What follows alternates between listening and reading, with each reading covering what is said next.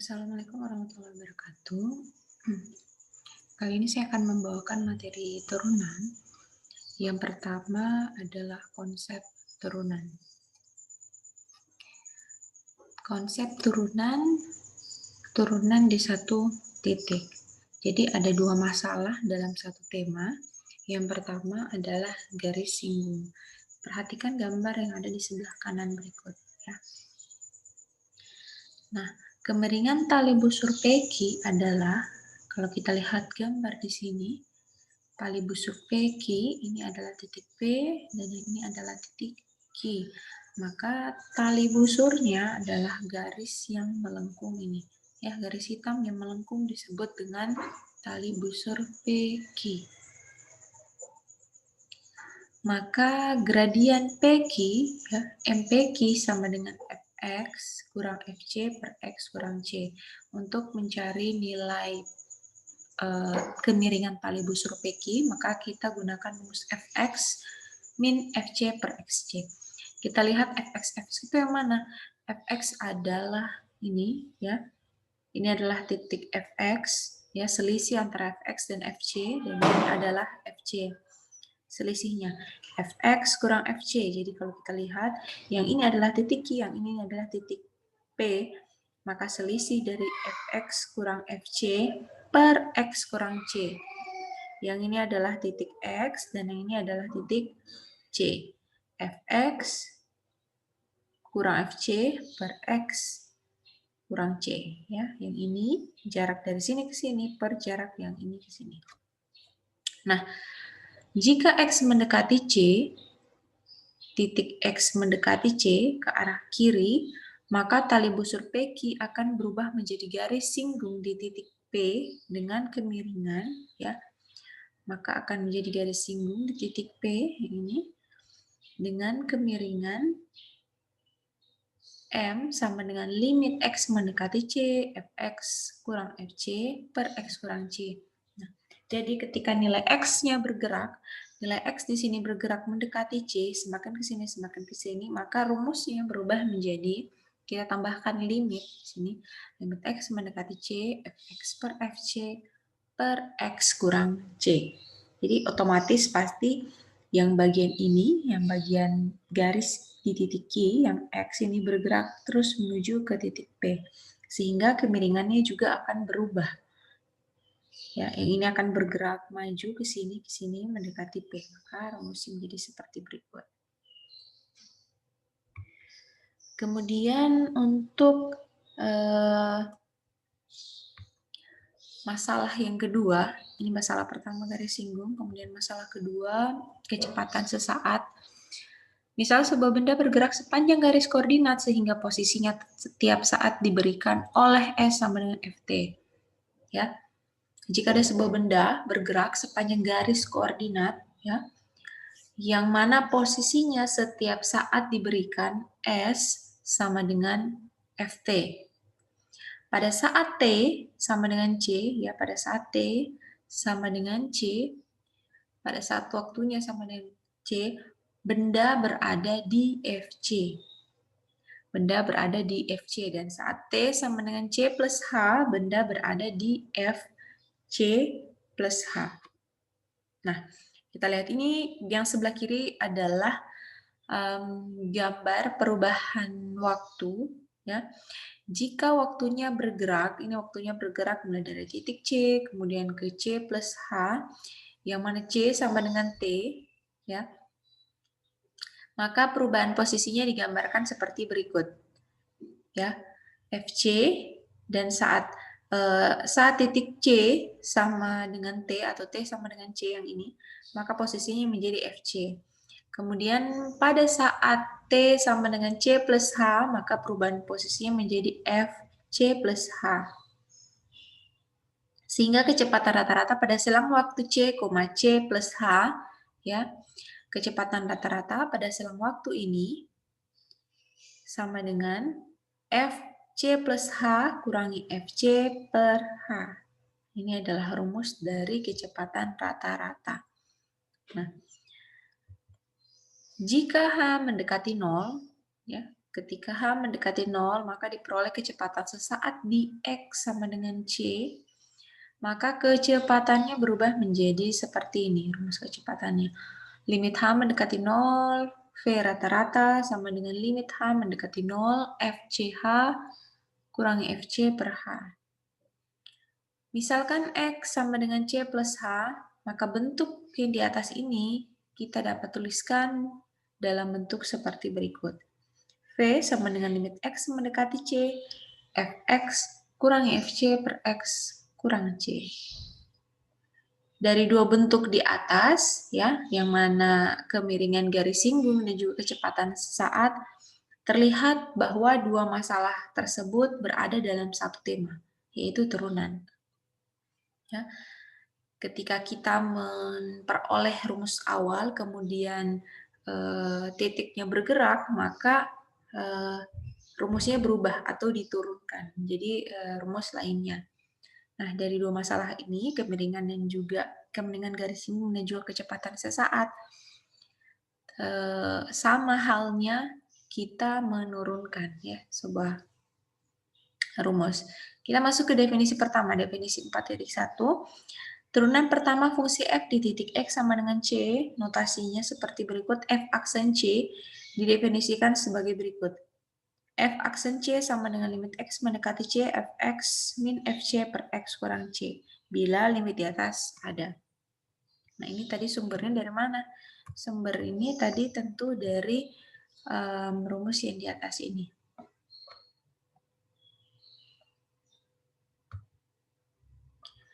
Notasi lain dari turunan adalah seperti berikut ya. Jadi boleh kita tuliskan dalam bentuk seperti ini, D Fc per dx atau Y aksen YC. Kita masuk ke contoh. Diketahui sebuah fungsi sama dengan 1 per X, tentukan F aksen 3. Ya. Sebuah fungsi fx sama dengan 1 per X, tentukan turunan pertama fungsi f di titik 3. Maka kita gunakan rumus yang tadi. F aksen 3 sama dengan limit X mendekati 3, fx kurangi f3 per X kurang 3. Rumusnya tadi adalah F aksen C sama dengan limit X mendekati C, fx kurang fc per X kurang C. Nah, C di sini nilainya sama dengan 3. Jadi ganti semua nilai yang ada di dalam rumus, nilai FC-nya sama dengan 3. Limit X mendekati 3, ya kita masukkan nilainya untuk Fx sama dengan 1 per X dikurangi F3, jadi tetap ya. Untuk fungsinya adalah 1 per X, hanya saja X-nya kita ganti dengan 3. 1 per X kurang 1 per 3 per X kurang 3. Oke, dari sini maka nilainya akan menjadi seperti berikut. Yang ini kita samakan dulu penyebutnya, ya kita samakan penyebutnya, kemudian baru lakukan operasi pengurangan pada bentuk pecahan seperti biasa. Kita peroleh nilainya 3 kurang X per ya 3X kali X min 3. Jangan lupa limit X mendekati 3 tetap ditulis. Nah, setelah itu kita manipulasi bentuknya ya. Kita ubah bentuk ini sedemikian sehingga nilainya sama dengan penyebutnya ya. Boleh dituliskan dalam bentuk seperti ini, min ya nilainya sama saja kalau kita balikkan ke sini akan sama nilainya. Jadi ketika kita mengubah suatu bentuk nilainya tetap sama. Jangan mengubah bentuk tetapi nilainya berubah ya. Jadi karena ini ada tanda sama dengan, artinya nilai ini sebelah kiri, ruas kiri dan ruas kanan ini tetap sama. Ya, hanya saja kita manipulasi bentuknya tapi nilainya tetap sama. Min dalam kurung X kurang 3, jadi karena yang ini bentuknya, penyebutan pembilangnya sama, jadi boleh kita habiskan. Sehingga menjadi limit X mendekati 3 min 1 per 3X. Sekarang boleh kita substitusi nilai X yang ini dengan 3. Ya, sehingga hasilnya adalah min 1 per 9.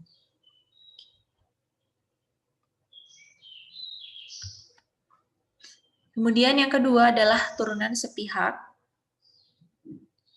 Turunan kiri dari fungsi f di titik C didefinisikan sebagai berikut. Ya. Turunan kiri di titik C, f aksen C dari kiri sama dengan limit x mendekati C dari kiri, ya, fx min fc per x kurang C. Kemudian turunan kanan dari fungsi f di titik C didefinisikan sebagai berikut. F aksen C dari kanan sama dengan limit x mendekati C dari kanan, fx kurang fc per x min C bila limit di atas ini ada. Nah, untuk turunan sepihak memuat nilai limit kiri dan limit kanan, ini juga sudah saya jelaskan pada video materi limit fungsi. Ya. Fungsi f dikatakan mempunyai turunan atau diferensiabel titik C atau f aksen C ada jika memenuhi syarat berikut. Turunan kiri sama dengan turunan kanan. Ya. F aksen C dari kiri sama dengan F aksen C dari kanan. Dan ya, F aksen C sama dengan F aksen C dari kiri sama dengan F aksen C dari kanan. Ya. Sebaliknya, jika nilai turunan kiri dan turunan kanannya tidak sama, maka F dikatakan tidak mempunyai turunan di C. Ya. Syarat ini harus dipenuhi ketika kita akan mencari sebuah turunan, ya, turunan sebuah fungsi di titik C.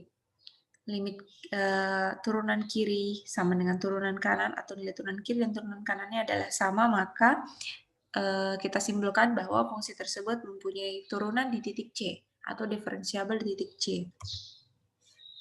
Kita langsung masuk ke contoh berikut. Diketahui sebuah fungsi fx sama dengan ada dua fungsi dengan kondisi-kondisinya. Yang pertama, kita akan menggunakan fungsi x kuadrat kurang x tambah c jika nilai x kurang dari 1. Kemudian, fungsi fx sama dengan 1 ditambah 2 akar x, kita akan gunakan jika x-nya besar dari sama dengan 1. Nah, pertanyaannya, selidiki apakah fx diferensiabel di titik x sama dengan 1. Ya, kita akan cari jika nilainya ada, ya. Jika nilai turunan fx-nya ada, kemudian tentukan f aksen 1. Sekarang kita cari dulu turunan kiri dan turunan kanan menggunakan rumus yang tadi. F aksen 1 dari kiri sama dengan limit x mendekati 1 dari kiri.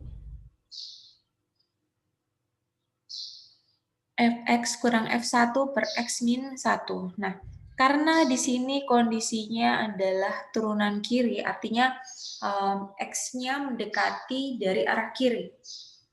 Sehingga kita akan menggunakan rumus x kuadrat kurang x tambah 3. Untuk fx-nya kita pakai rumus ini. Dikurangi F1.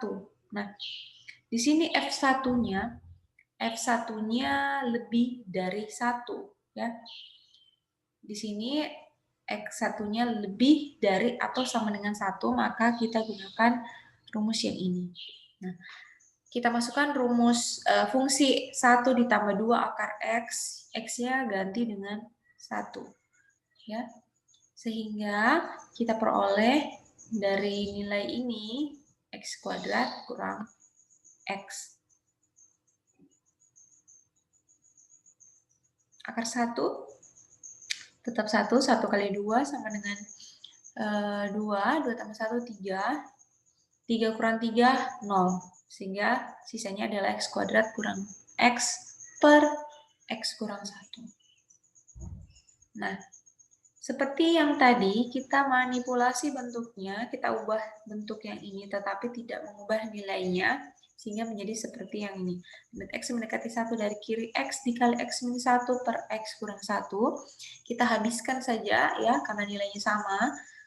Sisa x. Nah, sekarang tinggal ganti nilai x-nya sama dengan 1.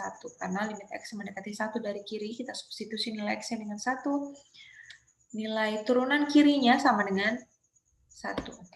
Sekarang kita cari turunan kanan dengan cara yang sama tadi, ya. Nah, karena turunan kanan, Sehingga fungsi yang kita gunakan adalah yang ini ya, 1 plus 2 akar X.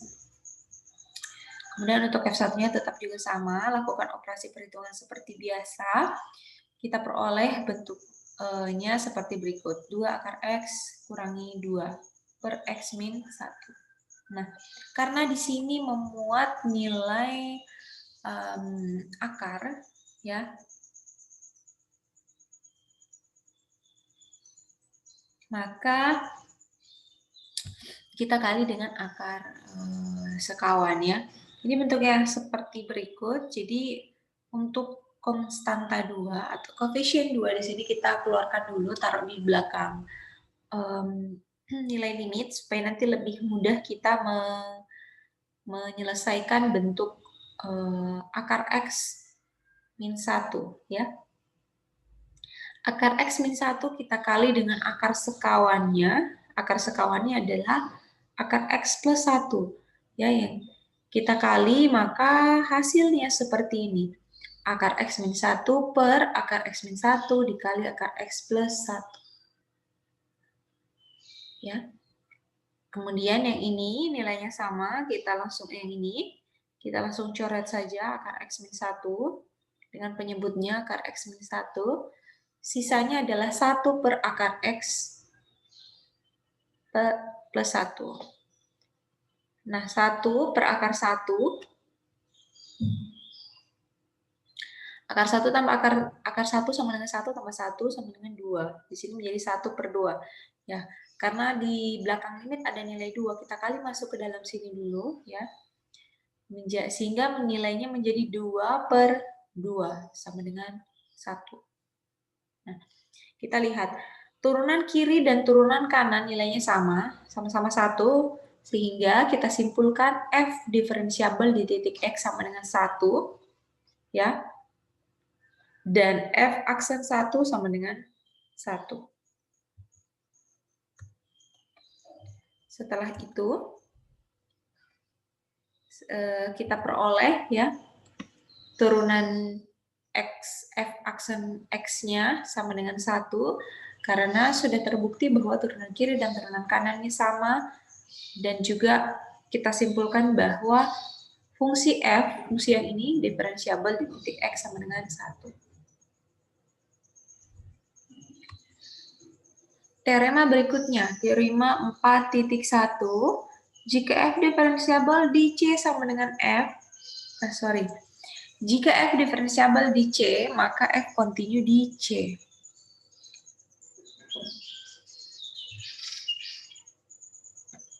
Ini adalah pembuktiannya, ya, pembuktian dari teorema ini.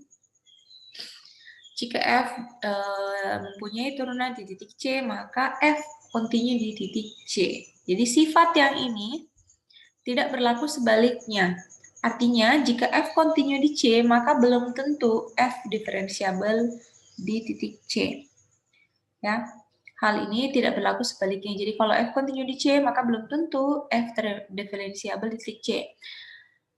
Hal ini ditunjukkan pada contoh berikut. Jadi kita lihat contohnya.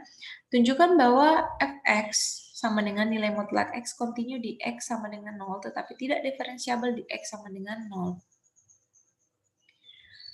Akan ditunjukkan bahwa Fx sama dengan nilai mutlak X kontinu di X sama dengan 0.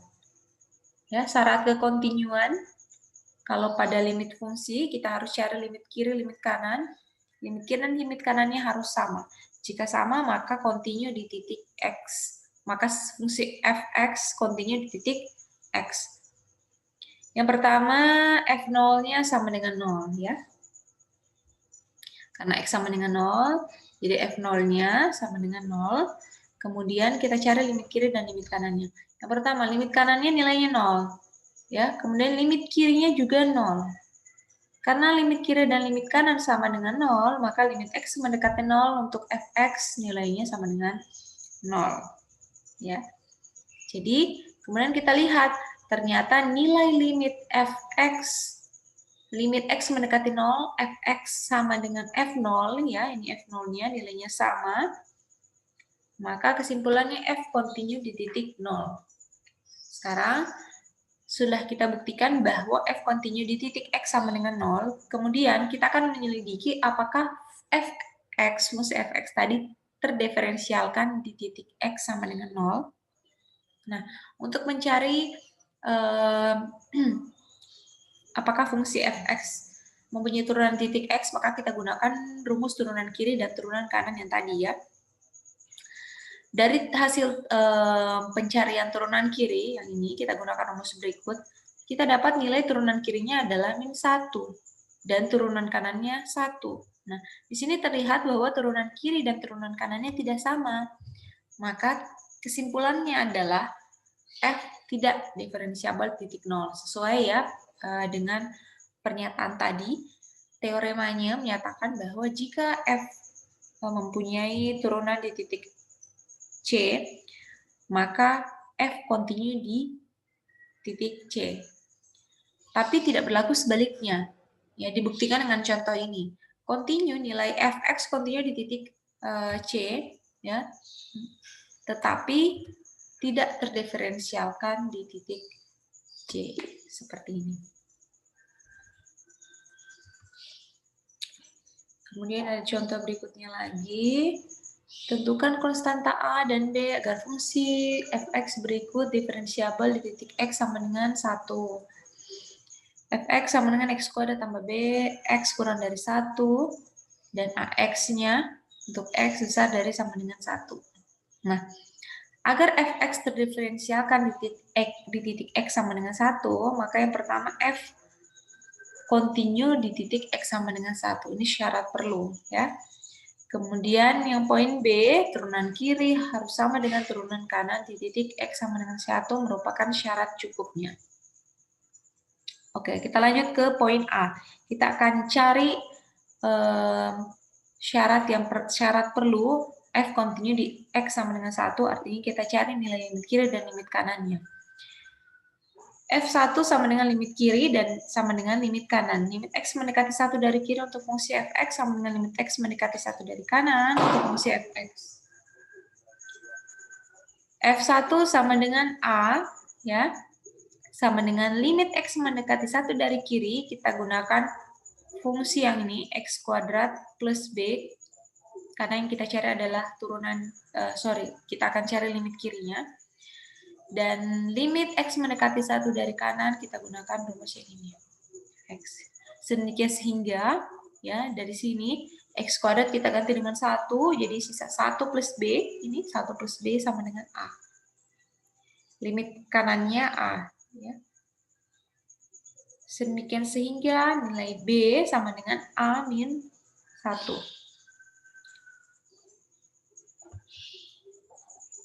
Kemudian kita akan cari nilai a. Tadi nilai b sudah kita peroleh. Ya, nilai b ini a min 1. Kita akan cari nilai a supaya kita dapatkan nilai b. Menggunakan turunan kiri dan turunan kanan. Nah, jadi turunan kiri yang pertama gunakan rumus fx min fc per x kurangi c. Masukkan semua nilainya, ya. Yang pertama, limit x mendekati 1, x kuadrat plus b kurang a per x min 1. Nah, di sini nilai b yang ini kita ganti dengan a min 1 yang tadi.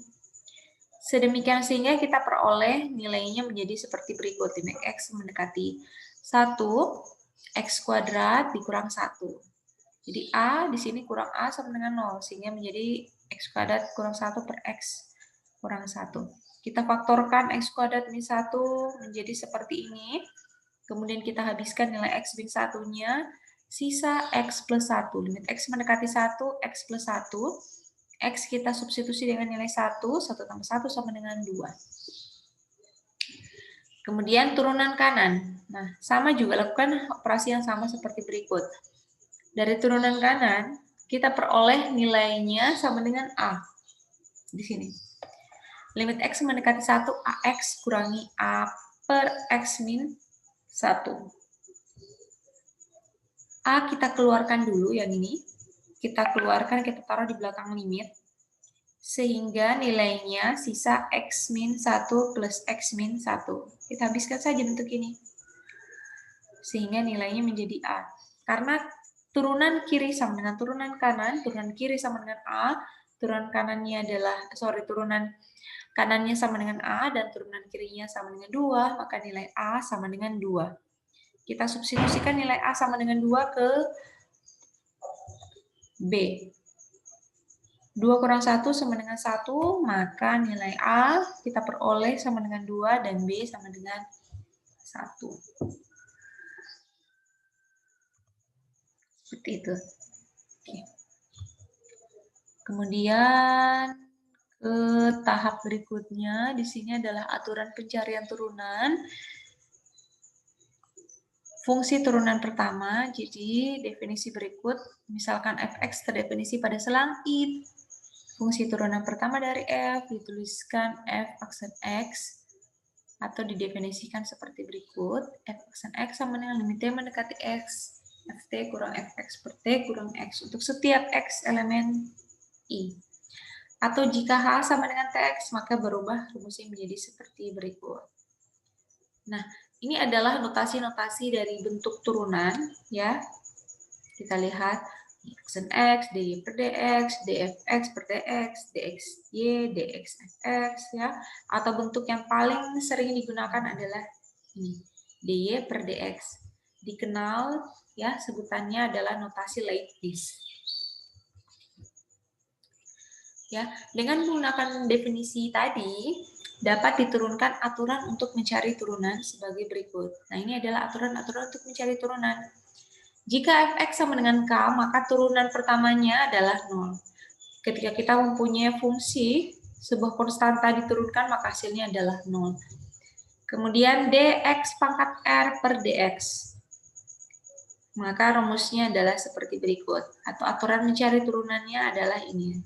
R X pangkat R min 1. R elemen bilangan real. Nah, kemudian yang poin ketiga, jika terdapat dua buah fungsi fx plus gx, ya, dfx plus gx per dx, maka kita cari satu-satu turunannya. Untuk turunan fx ditambah dengan g aksen x. Jika bentuknya adalah sebuah perkalian, ya, dfx dikali gx per dx, maka aturan pencarian turunannya adalah seperti berikut. F aksen x dikali gx ditambah fx dikali g aksen x. Dan yang terakhir, jika bentuknya adalah sebuah pecahan, dfx per gx dx per dx, maka untuk mencari nilai turunan yang ini, kita gunakan aturan berikut. F aksen x gx dikurangi fx kali g aksen x per g kuadrat x. Dengan syarat bahwa x gx-nya tidak boleh sama dengan 0. Nah, ini adalah contohnya, contoh-contoh dari aturan-aturan yang tadi. Yang pertama, jika bentuknya seperti berikut, kita akan mencari turunan dari fx. X pangkat 3 tambah 3x kuadrat ditambah 4, ya.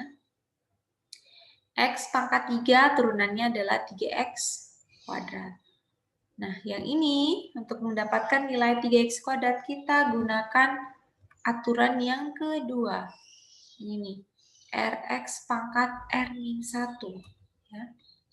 Jadi kalau 3x pangkat 3, 3-nya pangkatnya kita turunkan di samping x atau menjadi koefisien x, jadi 3x, pangkatnya kita kurang 1. 3 kurang 1 sama dengan 2. Maka hasil turunan dari x pangkat 3 adalah 3x pangkat 2. Untuk 3x kuadrat juga sama. Turunkan dulu pangkatnya menjadi koefisien atau dikali dengan x. Ya. 3 kali 2 sama dengan 6. Ya, 6x pangkatnya dikurang 2 kurang 1 sama dengan 1. Ya, sehingga hasilnya adalah 3x kuadrat ditambah 3 kali 2x atau 6x ditambah 0. Turunan dari 4 adalah 0. Kemudian, jika bentuknya adalah perkalian seperti berikut, fx sama dengan x pangkat 3 ditambah 1 dikali dengan x kuadrat tambah 2x tambah 3, maka kita gunakan rumus yang ini. Ya, f aksen x kali gx tambah fx dikali g aksen x. Berarti kita harus cari masing-masing nilai turunan dari yang ini dan ini. Kita misalkan yang ini adalah fx. kemudian yang ini adalah GX. Cari turunan masing-masing dari dua bentuk fungsi ini. Untuk turunan X pangkat 3 tambah 1 sama dengan 3X kuadrat. Oke, 3X kuadrat, kemudian turunan yang ini adalah 2X ditambah dengan 2. Setelah kita dapatkan masing-masing turunannya, maka kita tinggal inputkan saja semua nilai-nilainya ke rumus. Rumusnya tadi adalah f aksen x dikali gx tambah fx dikali g aksen x. F aksen x-nya adalah 3x kuadrat, dikali dengan gx. Gx adalah nilainya ini. Ditambah fx. Fx nilainya x pangkat 3 tambah 1. Dikali turunan gx. Turunan dari gx, turunan ini adalah 2x tambah 2. Lakukan operasi perkalian aljabar seperti biasa, maka kita akan dapat nilai f aksen x atau turunan dari fungsi ini adalah 5x pangkat 4 tambah 8x pangkat 3 tambah 9x kuadrat ditambah 2x tambah 2. Nah, kemudian contoh ketiga bentuknya adalah pecahan. Nah, sama halnya tadi untuk bentuk perkalian. Kita misalkan pembilangnya adalah fx dan penyebutnya adalah gx. Yang mana kita cari masing-masing turunannya dulu. Turunan dari x pangkat 3 sama dengan 1. Ya. Kemudian turunan x kuadrat tambah 1 adalah 2x. Setelah kita dapatkan turunannya masing-masing, maka kita masukkan ke dalam rumus. Kita masukkan semua nilainya ke dalam rumusnya. F aksen X turunannya adalah 1 dikali dengan GX. X kuadrat tambah 1 dikurang dengan 2X. 2X ini adalah turunan dari F aksen, turunan dari GX. 2X dikali dengan Fx, X tambah 3 per G kuadrat X. Jadi ini kita kuadratkan. Ya, kita lakukan operasi aljabar seperti biasa. Yang ini kali masuk semua nilainya, maka kita dapatkan hasil turunan dari fx adalah min x kuadrat kurang 6x tambah 1 per x kuadrat tambah 1 pangkat 2. Seperti itu, ya. Nah, itu tadi dia penjelasan mulai dari konsep turunan, kemudian kita cari sebuah fungsi yang mempunyai turunan di satu titik. Kemudian yang terakhir adalah aturan pencarian turunan dengan berbagai bentuk. Baik, saya rasa cukup ya. Terima kasih. Nanti kita akan lanjutkan di materi-materi selanjutnya. Wassalamualaikum warahmatullahi wabarakatuh.